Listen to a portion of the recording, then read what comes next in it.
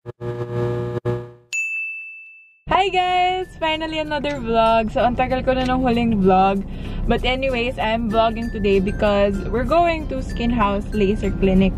They're going to do, alam na yun yung eyebrow dairy. I don't know if you're familiar with that. Para siyang tattooed na brows. Kaya that's why I don't have makeup on my brows. But today, I just curled my lashes. Tapos lipstick lang. And then cheek tint. No concealer or whatsoever. So, kasama ko si Wendy. Ayan, siya yung magva-vlog ng procedure if pwedeng pumasok sa loob. But anyways, appointment ko is 12 noon and then 11:40 na. So, we need to hurry up kasi medyo traffic sa... Shit, I need to waze it pala.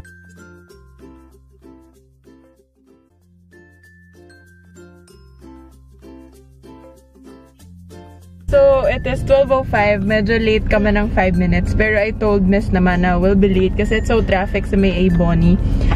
Kasi rush hour ata ng gantong oras. Sobrang daming truck. We're parked na here sa baba nila. Nandito sa first floor yung East West Bank. Tapos nasa taas sila. So, I don't know if it's okay to park here. Pero sabi naman daw ni Miss, okay naman daw.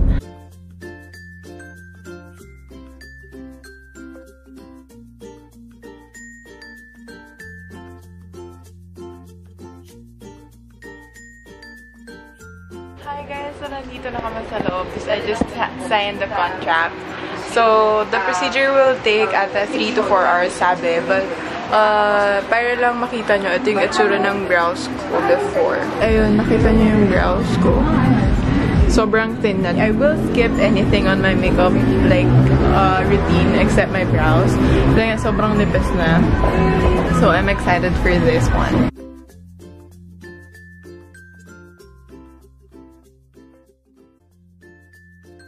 Dark siya, tapos maybe 3 to 5 days after that, medyo dark pa rin siya. And then after unang 5 days? When peeling starts, mas gradually nagiging normal yung itsura niya. It will blend with your natural eyebrows. So, pag nag-peel po, parang hindi ko siya gagalawin, no? Just like tattoo ko. Hayaan ko lang po siya. Yeah. So, hindi po ako pwede maglagay ng skincare or... around the area you can, but avoid putting toner near your eyebrows kasi pwede siyang mag-lighten masyado. So, this will help me get yung center mo.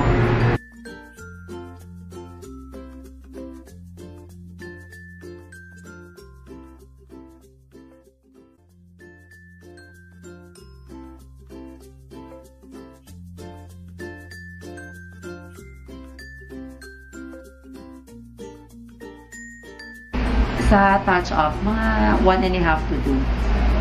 Meron kasing iba, they come to me, and then, yung hair nila medyo makapal.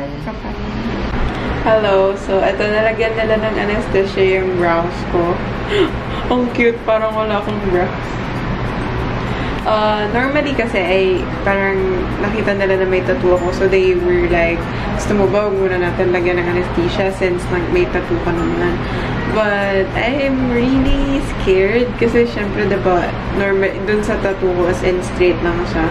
This one kasi parang magsa-strand sila and then medyo madami, so baka sobrang sakit. Kaya,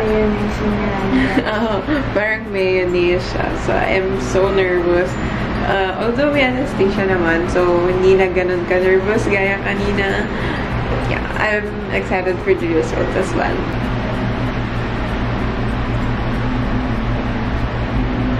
Hindi ka naman nagulat? Naglagay na po ba kayo? Oo. Ay, talaga po. Wala ka na-hear? Wala po. Okay, good. Pero nakakarinig po ako ng sound, pero yung sound lang po. Yeah. May velcro sound or parang scratching sound.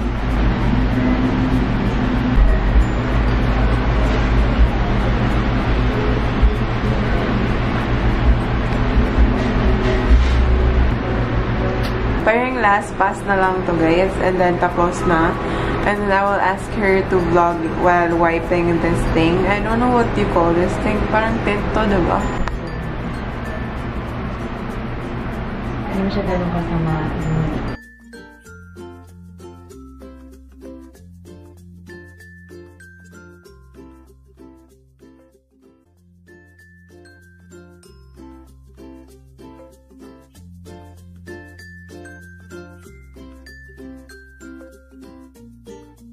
Hi guys, so ito na yung brows ko on natural lighting. Although this is the first day, I will update you guys for the when it's peeling na and when it's healed na. But you guys can see the mark that they did. Sabi nila na tomorrow and then Friday or Friday mawawala na siya. Perfect timing because I have a photo shoot on Friday. I have to shoot a video for you guys and watch out for that. I don't know if this is gonna be up first or that video, but yeah. So, ang ganda. Sobrang satisfied ako. So, thank you, Ma'am Joanne. Sobrang thank you, SkinHouse. So, guys, nandito kami sa Shakey's. Sobrang hindi kami nakahanap ng sobrang daming kainan. Kaya ito, Shakey's na lang. You wanna eat? Pizza, chicken, or noodles, or pasta. We're going to eat rice. Yes. Okay, so let's eat chicken na lang and then noodles. No, joke lang. I feel like they're judging me because of my brows.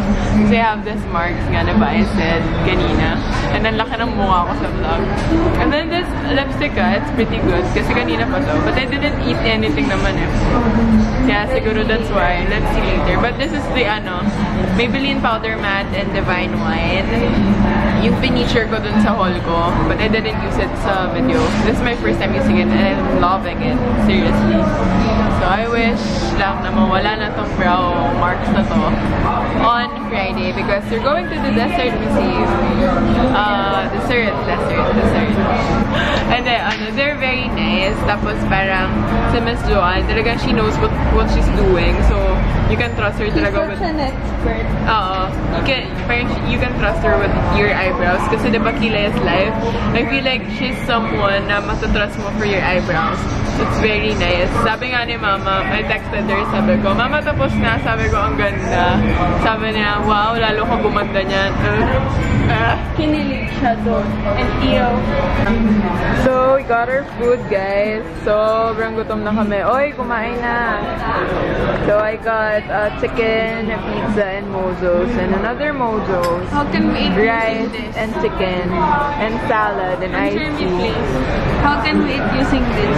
You can ask them. Hi guys, I'm home. It's now 6:30. We went to Ayala Cloverleaf pa to buy some stuff. Tapos I bought Cetaphil din kasi Mama Joanne said na ito yung perfect for cleaning my brows. So yun, I'm just gonna end the vlog here. Thank you so much for watching. Bye!